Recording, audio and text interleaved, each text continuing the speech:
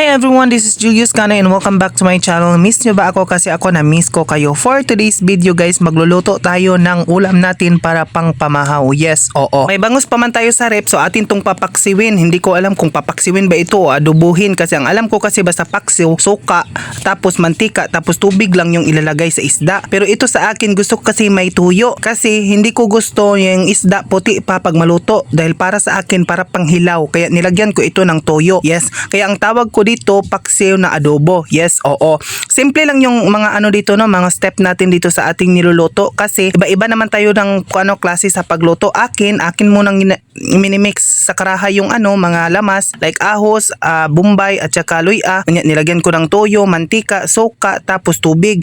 Tinimplan ko asin, bitsin, tapos minix-mix ko. Pagkatapos ng pagmix ko, nilagay ko na yung mga pira-pirasong isda no. Isa yan na bangus niya, tinadtad-tad ko para madaghan ang slice niya no. Oo, nilagay ko. Pagkatapos nilagay ko yung mga talong kasi masarap talaga yung paksiw na may talong. Yes, oo. Kasi nakanga-nutrients din yan hindi lang isda, may gulay din. Kaya nilagyan ko ng talong. Pagkatapos nilagay ko na yung sobra na mga lamas para sa ibabaw para yung aroma talaga at saka ang amoy ng mga lamas maninimaho talaga pagluto na. Yes, tapos takpan. Yes, oo. Ako talaga magluluto ng ganitong paksiw. Gusto ko talaga lagyan ng mga gulay. Sama na itong talong. Kung meron talaga akong okra, nilalagyan ko rin kasi masarap talaga yung paksiw na may gulay sa ibabaw. Yes, oo. Pagkatapos bumukal na ito, sinablig-sambligan ko na lang yung yung mga isda na sa ibabaw kasi hindi nabutangan para maluto, para magbukhang luto talaga siya. Tapos pagkatapos ng isang bukal kasi may tinimpla na yun dalawang bukal, tatlong bukal, hinaon ko na. Tapos ganito na yung itsura, 'di ba? Sobrang lami. Sarap nito parisa ng bahaw at saka bagong kanin. Yun lang, kain na tayo. Daghang salamat.